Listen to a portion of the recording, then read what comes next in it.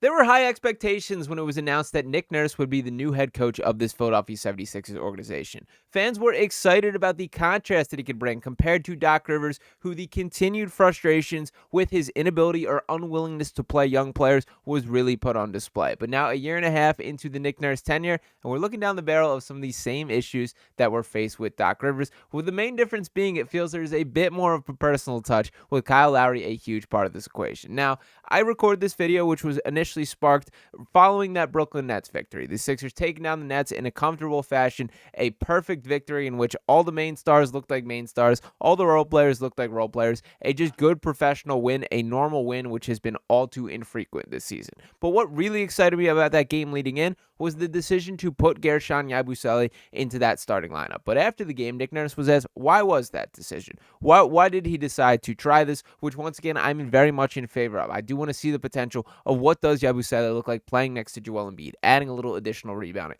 We've seen his ability to knock down threes, and frankly, he just makes things happen every single time he's on the floor. Truly a polished basketball player. But Nurse was asked what was the reason for why he decided to do that, and his quote, once again, shout out to Sam DiGiovanni of Clutch Points, who tweets out, Nick Nurse said that he went to Gershon Yabusele to start so that Kyle Lowry and Reggie Jackson could come in together when Tyrese Maxey rests, and continues on to say, quote, it gives them a chance to work together as far as bring the ball up. Seems like maybe there's one that doesn't get as much pressure or the other one doesn't. So we can get the ball up and get into our stuff. They're pretty interchangeable. Now, this is what I have a foundational issue with. For starters, making decisions in the starting lineup based on the usage of bench players is a little bit backwards to me. And what I really have an issue with it here is you're basically saying neither Kyle Lowry or Reggie Jackson are good enough individually to do the things that a point guard needs to do on this team, but together we can kind of get by. Well, for starters, that is a roster issue right now, that these two should not be held to the standards or have the opportunity in front of them that they are clearly getting. Now,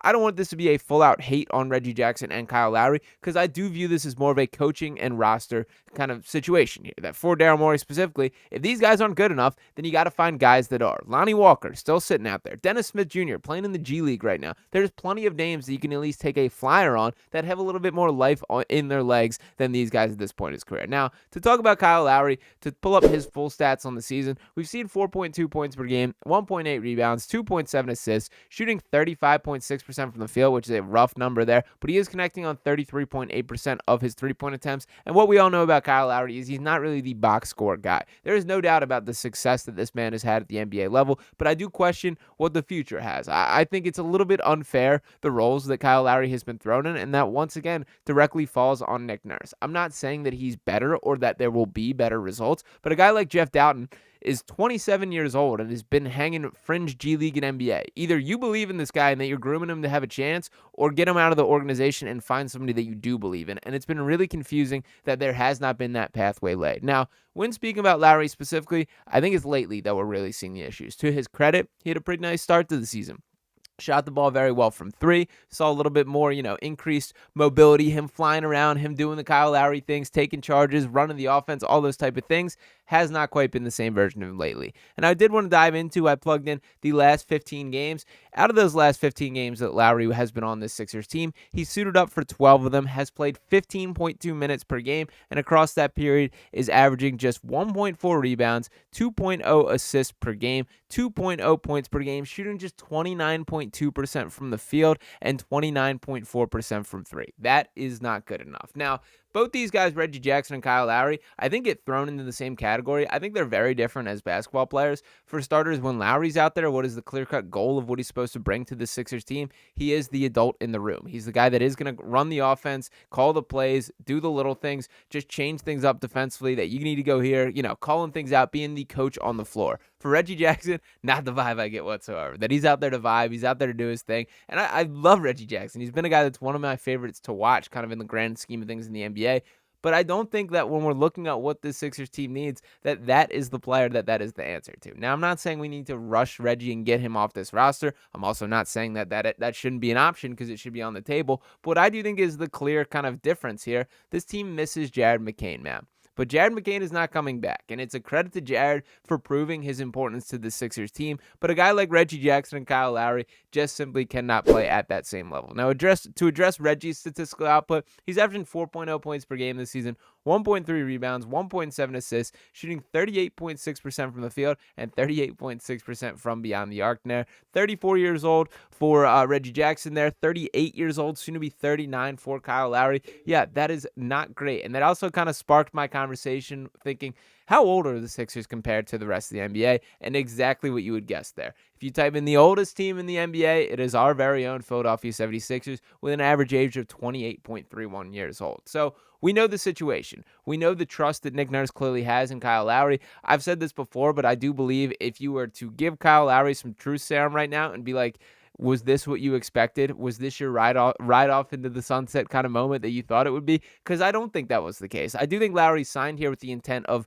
being groomed as a head coach by Nick Nurse. That I think it's pretty clear, and we've literally seen him on games that he has not played, which, by the way, listed as questionable again tomorrow, and I think that's going to be kind of an every other type thing if he's, his body's falling apart the way it seems to be there. But the bottom line is, in those games, we see him on the bench with a Coach Lowry name tag. As much as that is a joke and it is a little funny, it's also kind of serious now that I do think it's going to be a pretty quick transition to where that guy hops on the other side of the line and is a coach. I think that's why he signed in Philadelphia, was to be groomed by Nick Nurse. Obviously, he's a Philadelphia kid, grew up in the area, of all these things, Villanova, that was kind of the pathway. The fact that he's being relied on as a significant part of the Sixers team, a starter in a lot of games for the Sixers team, is just unacceptable to this point. And to me, I do think this fully falls on the shoulders of both Nick Nurse and Daryl Morey. There have to be the conversations between these two of, do we have what we need to compete right now? And if Kyle Lowry is regularly in your starting lineup, which I would classify things as lately, that is not acceptable. They have to find better options for that, and it has to get going quick before the trade deadline gets here. Now, to mention where this Sixers team is at,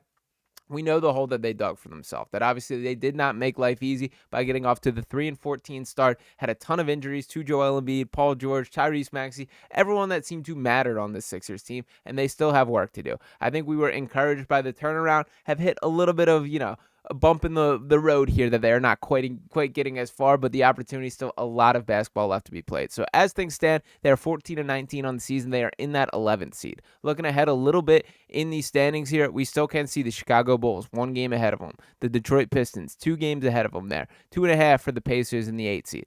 The goals are still within reach, but this team needs to find a way to get the job done. And where I also think the failure on the Kyle Lowry conversation here is there's kind of 2 categories of players in the NBA, and I think we can use this on whatever scale that you want to, but there's regular season guys and there's playoff guys. Now, if we want to go to the main stars here, the guys like James Harden, he's going to be a regular season player. And I don't mean that fully as an indictment, as we've seen some high moments in the playoffs as well. But what I really mean by that is he's a guy that is going to keep you right in where you need to be in the standings for the length of the season. He's one of the best floor raisers that have ever touched a basketball floor. That regardless of who's around him, he's going to give that team at least a 500 or winning record and have you a chance. Now, there's also players that are playoff players. Kawhi Leonard is a guy that I would point to for that category. That he obviously, his availability is always going to be a question, but you know what he brings on the floor when he's there, and that is the hope that you live and die with having one healthy stretch and know the impact can make. Now, to shrink that down to a little bit more of a role player scale, there are guys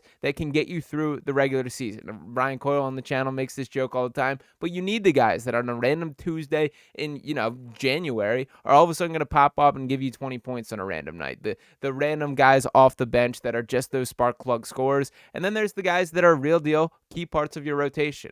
I don't think Kyle Lowry or Reggie Jackson really fit either one of those categories. And while I appreciate that he's trying Reggie, I do think it is a backwards mindset to hope that these two can get what one player should be capable of.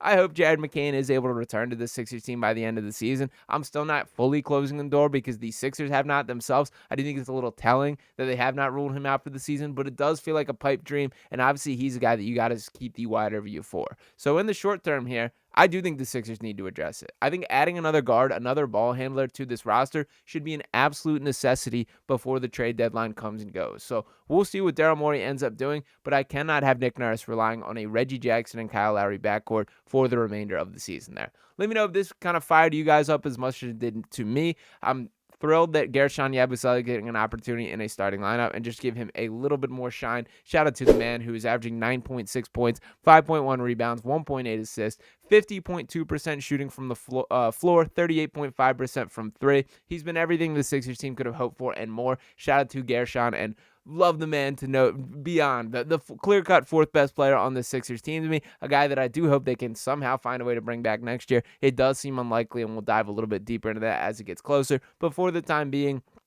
please, Sixers, find some more guard talent with a little bit more of a pulse. We cannot go the rest of the season with the AARP backcourt the way that things are currently slated. But let me know what you guys think in the comments. Appreciate each and one of you guys tuning into this video. As always, make sure you're smashing that subscribe button if you have not already. Drop a like on this video here, and I'll be back talking to you next time right here on Sixers Digest. Peace.